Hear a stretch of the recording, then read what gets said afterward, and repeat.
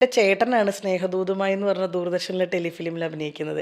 ചേട്ടൻ 4ാം ക്ലാസ്സിൽ പഠിക്കുമ്പോൾ ആഹാ. ഞാനാണ് അന്ന് ഞാൻ കരഞ്ഞു. കാരണം അന്ന് ഞാൻ കരിങ്കുഞ്ഞു പോലെ ഇരിക്കണം. അന്ന് വെച്ചാൽ കളറുള്ളതിൻ്റെ ഭംഗിയെന്നല്ല, കളർ ഇല്ലെങ്കിലും കാണാനൊരു ഒരു വർക്കത്ത് വേണ്ടേ. എനിക്ക് എൻ്റെ ഫോട്ടോ കാണുമ്പോൾ ഇത് എന്ത് കോലാടി ഇത് എന്ന് ചെറുതിലെ ഈ 1ാം ക്ലാസ് 2ാം ക്ലാസ് എന്താ കാര്യം എന്നറിയോ, നമ്മൾ നാട്ടിൻപുറത്ത് ശ്രദ്ധിക്കത്തൊന്നുമില്ലല്ലോ വെയിലും കൊണ്ട്. കളറിൻ്റെ ഇതല്ല ഞാൻ പറയണത്, എനിക്ക് എണ്ണയൊക്കെ തേച്ച് അപ്പം എനിക്ക് തന്നെ കാണുമ്പോൾ എന്നെ അഭിനയിപ്പിക്കണം എന്ന് പറഞ്ഞ് വാശി പിടിക്കാൻ പറ്റുമോ? ചേട്ടനാണെങ്കിൽ ആദ്യ സുന്ദരനും. അപ്പം ചേട്ടനെ അഭിനയിപ്പിച്ചു, എന്നെ അഭിനയിപ്പിച്ചില്ല. എനിക്ക് അന്ന് ഭയങ്കര വിഷമമുണ്ടായിരുന്നു.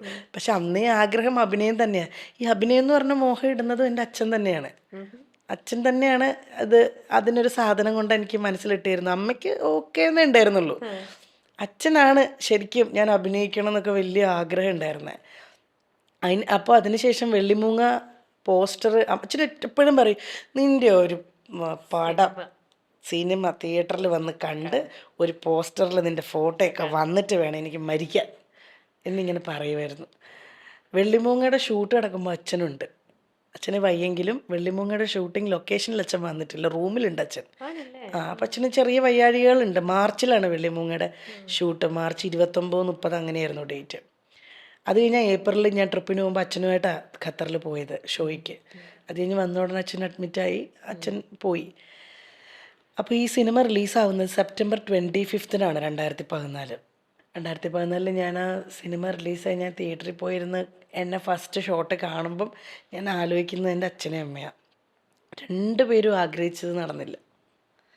അമ്മയുടെ ആഗ്രഹം തമിഴ് സീരിയൽ വരെ ഉണ്ടായിരുന്നുള്ളൂ. അച്ഛൻ്റെ ആഗ്രഹം ഇപ്പം ബാക്കിയുള്ള അമ്മമാർക്ക് എഞ്ചിനീയർ, ഡോക്ടർ എന്നാണ്. എൻ്റെ പേരൻസിന് ഞാൻ ഇങ്ങനെ തന്നെ ആവാനായിരുന്നു ആഗ്രഹം.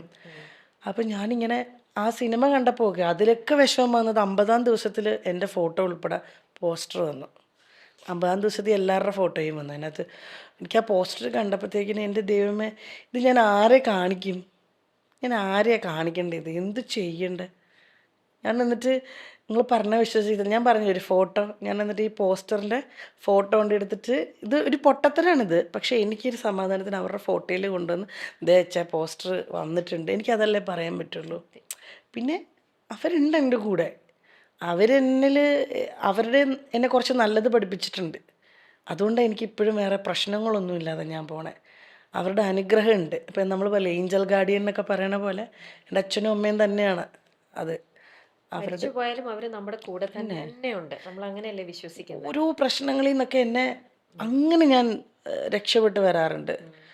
അതിനൊക്കെ കാരണം അവരുടെ, അല്ലെങ്കിൽ അവർ ചെയ്തിട്ടുള്ള നന്മയുടെ. ഞാൻ ചെയ്തിട്ടുള്ള ഒരു നന്മയൊന്നുമില്ല, അവർ ചെയ്തിട്ടുള്ള നന്മ. അത്ര നല്ല ആൾക്കാരായിരുന്നു എൻ്റെ അച്ഛനും അമ്മയും. പണ്ട് പറയും നല്ലവർ നേരത്തെ വിളിക്കും എന്ന് പറയുന്ന പോലെ അത്ര നല്ലതായിരുന്നു എൻ്റെ അച്ഛനും അമ്മയും. അത് ഞങ്ങളുടെ നാട്ടിലുള്ളവർ ഇപ്പോഴും പറയും. ഞാൻ പരിപ്പിൽ കുറേ, എൻ്റെ നാട് കോട്ടയത്ത് പരിപ്പെന്ന് പറഞ്ഞ സ്ഥലമാണ്. നല്ല രസമുള്ളൊരു ഗ്രാമം കേട്ടോ. അപ്പോൾ ഇപ്പോഴും ഭയങ്കര സ്നേഹം അവിടെയുള്ളവർക്ക്. കഴിഞ്ഞിടയ്ക്ക് ഞാൻ പള്ളിവേട്ടയ്ക്ക് ഞാൻ പോയിരുന്നു, പല അമ്പലത്തിൽ, ശിവൻ്റെ പരിപ്പിലമ്പലത്തിൽ ഞാൻ പോയപ്പം എല്ലാവരും വന്ന് സംസാരിക്കുന്നതേ എന്നോടുള്ള സ്നേഹം കൊണ്ടല്ലാന്ന് എനിക്ക് നല്ല വ്യക്തമായിട്ട് അറിയാം. ബാബുവിൻ്റെ ലതികയുടെ മോളായതുകൊണ്ടാണ് അത് നമുക്ക് ഫീൽ ചെയ്യും. അതൊരു ഭയങ്കര, അത് അവരുണ്ടാക്കിയെടുത്തൊരു ഭയങ്കര ഇമേജാണ് അത്. അത് ഞാനൊരു ആർട്ടിസ്റ്റായിട്ടല്ല അവരെന്നും എന്നെ കാണണേ. അത് അവിടുത്തെ നാട്ടിലെ അവർക്ക് ഭയങ്കര ഇതാണേ, ഭയങ്കര നന്മയുള്ള ആൾക്കാരാണ്. പ്രത്യേകിച്ച് നാട്ടിൻപുറം അങ്ങനെയാണല്ലോ. നമ്മുടെ വീട്ടിലൊരു പ്രശ്നം വന്നാൽ ആ അപ്പുറത്തെ വീട്ടുകാരായിരിക്കും മുഴുവൻ ഏറ്റെടുക്കുന്നത്. എനിക്കിപ്പോഴും അറിയില്ല എൻ്റെ ഫ്ലാറ്റിൽ താമസിക്കുന്ന അപ്പുറം ഇപ്പുറം ആൾക്കാരുടെ പേര് പോലും. അതാണ് വ്യത്യാസം. അത് വെച്ചാൽ അവർ മോശം എന്നല്ല ഞാൻ പറയണത്, നാട്ടിൻപുറത്തിന് ഭയങ്കര ഒരു ഇതുണ്ട്, ഒരു കൂട്ടായ്മയാണ് അവരുടെ ആ ഒരു ഇതെന്ന് പറയണത്. അതൊന്നും ഇപ്പോൾ നാട്ടിൻപുറത്ത് തന്നെ പോകണം ശരിക്കും. അതൊക്കെ ഇവിടെ ഇപ്പോൾ കുറവാണ്, വളരെ ചുരുക്കം. ചില ഏരിയകളിൽ ചില ആൾക്കാർ തമ്മിൽ അതൊക്കെ മെയിൻറ്റെയിൻ ചെയ്ത് പോകുന്നുണ്ട്. പക്ഷേ നമ്മൾ ഇൻ ജനറൽ പറയുമ്പോൾ ആ ഒരു നിഷ്കളങ്കതയും ആ ഒരു ഇന്നസെൻസ് നമ്മൾ വിളിക്കാതെ തന്നെ നമ്മുടെ സഹായത്തിനായിട്ട് അവർ ഉണ്ടാവും അല്ലേ. എന്തെങ്കിലും പ്രശ്നം വന്നാൽ എനിക്കറിയില്ല, ഇത് കുട്ടിക്കാലത്തെ കാര്യം പറയട്ടെ, കുഴപ്പമില്ലല്ലോ. ഇല്ല. അതായത് ഞങ്ങളുടെ നാട്ടിൽ ഈ മതിലില്ലല്ലോ അന്നൊന്നും. ഒരു പറമ്പിൽ അതിരുകല്ലേ ഉണ്ടാവുള്ളൂ, ഒരൊറ്റ പറമ്പിലായിരിക്കും വീടുകളെല്ലാം ഇരിക്കുന്നത്.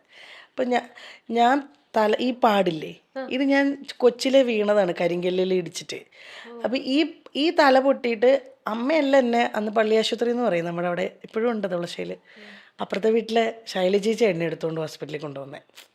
അങ്ങനെയാണ് നാട്. ഞാൻ ആ നാടിൻ്റെ കാര്യമാണ് പറഞ്ഞിരുന്നത്. അതായത് എൻ്റെ മക്കള് അവൻ്റെ മക്കളെന്നില്ല ഇവിടെ. ആ അവരൊക്കെ ഭയങ്കര അങ്ങനെയാണ്. ഒരു നല്ല കാര്യം വന്നാലോ മരണം വന്നാലോ അല്ലെങ്കിൽ ഇപ്പം ഒരു നല്ല കാര്യം വന്നാലോ എന്ത് സംഭവിച്ചാലും നമ്മളൊന്നും അറിയണ്ട, എല്ലാം നാട്ടുകാരാണ് ചെയ്യുന്നത്. ചെയ്യുന്നത് അവരുടെ ഒരു അവരുടെ ഒരാളാണ് നമ്മൾ എന്നുള്ള രീതിയിലാണ് പിന്നെ ഞാൻ നീ എന്നുള്ള ഒരു സെപ്പറേഷൻ അയ്യോ, അവിടെ ഇല്ല ഇല്ല. ഇല്ല അതിനകത്ത്. പക്ഷെ അതുകൊണ്ട് തന്നെ പെട്ടെന്ന് അവർക്ക് വിഷമവും വരും നമ്മൾ എന്തെങ്കിലും ഒന്ന് ചെറുതായിട്ട് ഇത് വരുമ്പോൾ. പക്ഷെ ആ വഴക്കിനൊന്നും ആയുസുമില്ല. അപ്പുറം ഇപ്പുറയും വീട്ടുകാർ തമ്മിലുള്ള വഴക്കിനൊന്നും ആയുസുമില്ല. ഇപ്പുറം കരിവേപ്പിലയില്ലേ, ചേച്ചി കരിവേപ്പില ഉണ്ടോ എന്ന് ചോദിച്ചിട്ട് അവിടെ നിന്ന് ചേച്ചി ഉപ്പുണ്ടോ ചേച്ചി, അങ്ങനെ തന്നെ ആയിരിക്കുമല്ലോ അതെ അല്ലേ. പാലുണ്ട് ചേച്ചി, ഇവിടെ വിരുന്നുകാർ വന്നിട്ടുണ്ട്, അതെ പാലുണ്ടെങ്കിൽ ഒരു അതിനെന്നാ അപ്പം തന്നെ 2 ഗ്ലാസ് പാല് ഇപ്പം ഇങ്ങനെയാ തരുന്നത്. കൊടുക്കുന്നത് വേറെ ഒന്നും ഇല്ലല്ലോ അവിടെ, മതിലും പരിപാടിയൊന്നും ഇല്ലല്ലോ. പക്ഷെ അതൊക്കെ മാറി ഇപ്പോൾ. അങ്ങനെയുള്ള നന്മകളൊന്നും ഇപ്പം എവിടെയുള്ളത്? നന്മ കൊടുക്കാൻ സമയമില്ലല്ലോ. ഫേസ്ബുക്കിലും ഇൻസ്റ്റാഗ്രാമിലും കമന്റ് എന്തിടും, കമന്റ് വായിക്കുക, ഇതൊക്കെ ഇതിന് സമയമില്ല. കഴിഞ്ഞിട്ട് വേറൊന്നിനും സമയമില്ലല്ലോ ഇപ്പോൾ. കല്യാണം കഴിഞ്ഞു കഴിഞ്ഞാൽ ഇനി സിനിമയും ഈ സീരിയലും അങ്ങനത്തേതൊന്നും വേണ്ട, ഇതൊന്നും വേണ്ട എന്ന് തീരുമാനിച്ചിരുന്ന ഒരാളായിരുന്നു വീണ. അതെ. പക്ഷെ പിന്നീട് ഇപ്പൊ നോക്കിക്കഴിഞ്ഞാൽ അന്ന് അങ്ങനെ ഒരു ഡിസിഷൻ എടുത്തിരുന്നെങ്കിൽ ഇന്നിപ്പോൾ സ്വന്തം കാലിൽ വീണ മകന്റെ കാര്യം നോക്കി സ്വന്തം കാലിൽ നിൽക്കുന്ന ഒരാളാണ്. അന്ന് അങ്ങനെ ഒരു ഡിസിഷൻ എടുക്കണമെന്ന് വിചാരിച്ചിരുന്നു, പക്ഷെ എടുത്തില്ല. അത് വളരെ നല്ല കാര്യമെന്ന് ഇപ്പൊ തിരിഞ്ഞു നോക്കുമ്പോൾ തോന്നുന്നില്ലേ? ഉറപ്പായിട്ടും എനിക്കറിയാവുന്നവരോടൊക്കെ ഞാൻ പറയുന്നത്, ഒരു പെണ്ണിന് അല്ലെങ്കിൽ ഒരു സ്ത്രീക്ക് വേണ്ടത് സ്വന്തം കാലിൽ നിൽക്കുക എന്നുള്ളതാണ്. അതായത് ചെറിയ ഏണിങ്സ് ആണെങ്കിലും ഇൻഡിപെൻഡൻ്റ് ആവുക എന്നുള്ളതാണ്. അതായത് ഭർത്താവിനെ കളഞ്ഞ അല്ലെങ്കിൽ പിരിഞ്ഞ് ആ ഇൻഡിപെൻഡൻസി അല്ല ഞാൻ ഉദ്ദേശിക്കുന്നത്. ഫിനാൻഷ്യലി നമ്മുടെ കയ്യിൽ ഒരു 1000 രൂപയെങ്കിലും വേണം നമ്മുടെ ഒരു ആവശ്യത്തിന്. അത് സ്വന്തമായിട്ട് ഉണ്ടാക്കുക എന്നുള്ളതാണ്. അതിനോളം വലിയ അച്ചീവ്മെൻ്റ് ഒന്നുമില്ല. അത് ഞാൻ ഭയങ്കര ഇതായിട്ട് പറയുന്നത്. ഞാൻ ആ സീരിയൽ അന്ന് സിനിമയും സീരിയലും വിടാൻ എന്നപ്പോൾ കണ്ണൻ തന്നെയാണ് വേണ്ട, നീ കരിയറിൽ നീ വെള്ളിമൂങ്ങ പോലെ ഒരു പടം വന്നതല്ലേ, ഫസ്റ്റ് മൂവിയല്ലേ, നീ സീരിയൽ സിനിമയൊന്നും വിടണ്ട, നീ കരിയർ കണ്ടിന്യൂ ചെയ്യണമെന്ന് കണ്ണൻ തന്നെയാണ് പറഞ്ഞത്.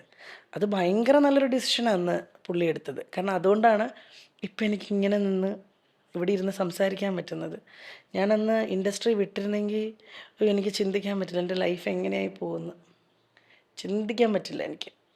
ഒരുപക്ഷെ 2 രീതിയിൽ ഞാൻ പറയുന്നു. ചിലപ്പോൾ ഇൻഡസ്ട്രി വിട്ടിരുന്നെങ്കിൽ ഞാൻ ഭയങ്കര ഒരു വീട്ടമ്മ, ചിലപ്പോൾ അങ്ങനെ ഒതുങ്ങി അങ്ങനെ അങ്ങനെ അങ്ങനെ അങ്ങ് പോയേനെ.